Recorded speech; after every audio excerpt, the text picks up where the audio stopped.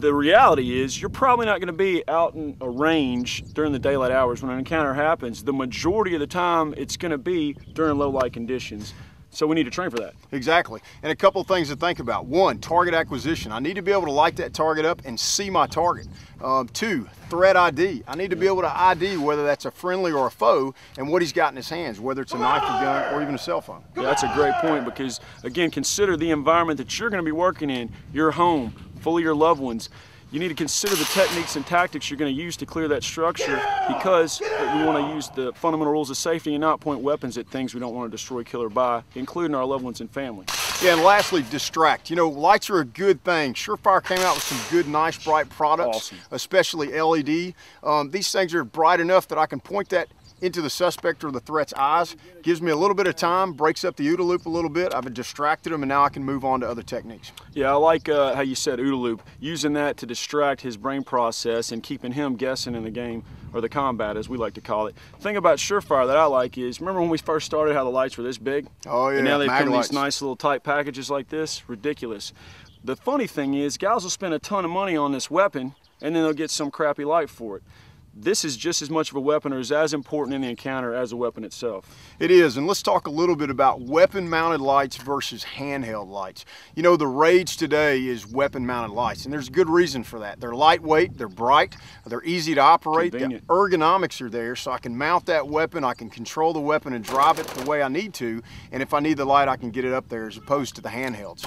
Now, the downside of that is a lot of guys have a tendency to use that weapon light and point it at everything instead of an admin light. We call it muzzle-based clearing. Exactly. We talked about that earlier. I'm covering things with that muzzle that I don't intend to put bullets into. So you're going to need a handheld light for when you're operating in an area where there's things that you don't want to be covering with your muzzle. Yeah, and what Jay was talking about is even with an Executive Defender by Surefire, a lightweight, bright, handheld light, guys, if I'm out with my weapon and I'm checking my threats and it comes time to check my 6 or 360 degrees, I can pull that handheld light out, I can scan, check behind me, so I'm not muzzling either my partners, my friends, or whatever else, and I can still ID the bad guys.